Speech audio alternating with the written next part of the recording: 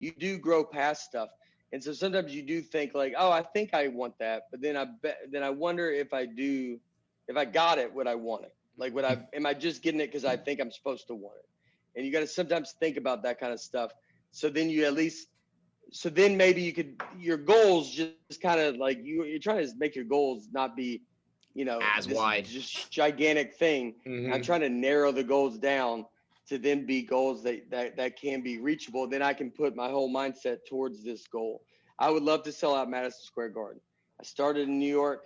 That would be just, it would just be a gigantic deal.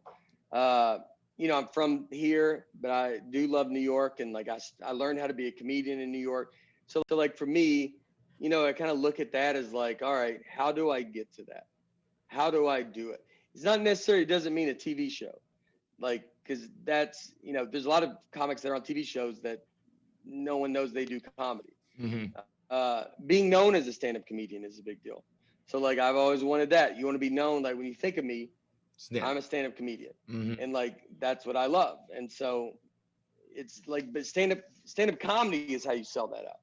Like being good and writing an act is how I would sell that out. Right. It's not going to necessarily be for being famous. People don't go by, like we talk about Brad Pitt. If Brad Pitt said, I'm doing a show at Madison Square Garden, I don't know if he could sell that out. Like, right. Because what are you going to do there? Yeah, of course. What are you going to do? I don't know if like that stuff matters. I mean, right. Colin Quinn said it on that comedian, the old Seinfeld thing. If anybody's never watched that, they should go watch that on Netflix. So when Seinfeld was rewriting his act.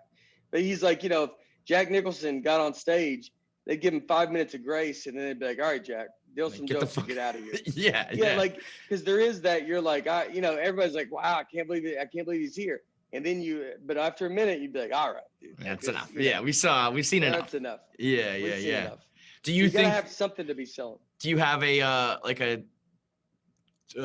time frame in mind? Like, do you think about when you'll sell out the Garden? Or is it just something that you like want to do eventually? Or are you like, by 2020, whatever, I want to do it or something like that? I don't always try to put timetables on it because I don't know what's going to happen. Say, for instance, we talk about this show, but say I do get a show and that derails my touring maybe for a little bit. So maybe that time, I don't want to hold myself to something. I just know the goal is there. Mm-hmm. And so I know I want that goal. So I don't, it's like, and I wouldn't say that I've had that be a goal it's not like 5 years ago, this was my goal. Mm-hmm. I don't try to put anything too far ahead. I don't want it to be, I got to feel comfortable to know, I don't want to be like, well, that's crazy.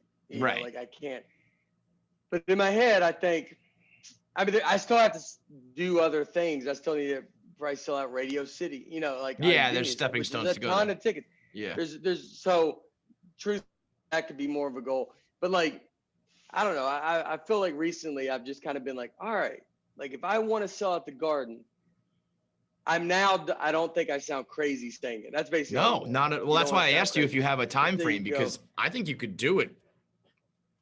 I don't know. I mean, I'm a big fan of your act, so maybe I'm skewed, but I don't think it's very far off, bro. I don't. I mean, I hope not, but it's. It was almost like you just kind of, after this last special, which I was very happy with. I don't think it's, it's like you're just getting compared to yourself. I don't think I don't know if it's as good as, I don't think it's as good as the Tennessee Kid. I think there was stuff in it that was really good, but it was a different scenario. And I mean, the way we did it, there was definitely bits and jokes in it that I thought were really, really good. And I've learned that to be like, you realize like, all right, this is kind of a journey. It's a bunch of specials that you're going to put out. You do want every special to be better than the last. It's almost impossible to do. The way people find you is always going to be usually people's favorite. They need to be good enough to be like, you're never losing people. And then people are like, man, they're like, they still love it. And it's a library that you're kind of doing. So you're hoping to be like, when you're I think of it, I kind of compare it to sports in a way where it's like, you want to keep getting better every year, but I think as long as you're performing at a certain level in your prime, you could be like, LeBron in 17 had like his best year ever. And that doesn't mean that 18 and 19 were like bad. It's just like, well, that was his MVP caliber year. Yeah. But as long as you're staying like at above a certain threshold, so maybe the Tennessee Kid will forever be like your funniest special. But as long as from ages, 30 to 40, whatever, you are at a level that's like, this was, I was pleased with this level of comedy. I don't think you can ever I don't think it's possible to ever just keep getting funnier, because it's a, subjective thing where it's like, it depends on what was happening in your life. Your life was funnier or crazier or more interesting at the time you did that last special. It's going to be better comedy. Yeah. Yeah. You're always striving to be better, but you got to look at it as like, as long as people are just like really, really laughing and they're having a good time, it's like, yeah, it's a library.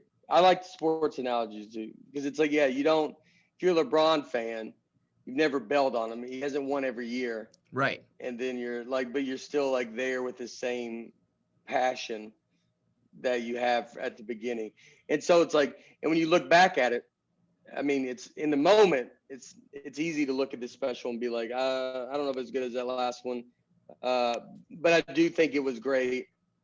And I thought it was very unique. And I honestly, this one, I might remember more than I remember any other one, just because of how kind of unique it was. And so but it is like, I look at everything as being like, as long as I can kind of keep this consistent, there's no drop off. You know what? You just can't have like the Tiger Woods.